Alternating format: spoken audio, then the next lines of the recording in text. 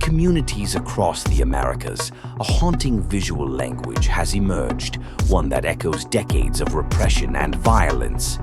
When masked, heavily armed squads conduct raids in the dead of night, it's impossible for those who remember history not to see the resemblance to the death squads of South America's dark past. These units, whether under the banner of authoritarian regimes in the 1970s or modern-day ICE enforcement, employ anonymity and overwhelming force not merely for efficiency, but as tools of psychological warfare. Balaclavas erase faces and names, transforming individuals into anonymous symbols of power and control. Tactical gear, weapons, and armored vehicles create a spectacle designed to intimidate and subdue.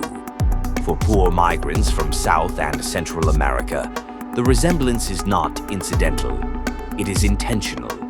These tactics are meant to provoke fear and, paradoxically, to elicit violent resistance, justifying further militarization. The message is clear. Dissent will be crushed, communities will be watched, and safety is conditional on compliance. And now, the latest news reveals a disturbing escalation.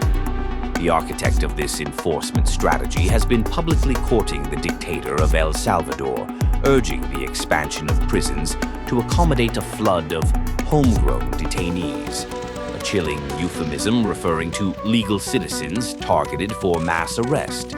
This emerging system involves arrests without due process, brutal force at the point of capture, and immediate transfer to prisons or black sites, some in El Salvador and others scattered across the globe, where the disappeared are never heard from again. This is not merely a policy failure.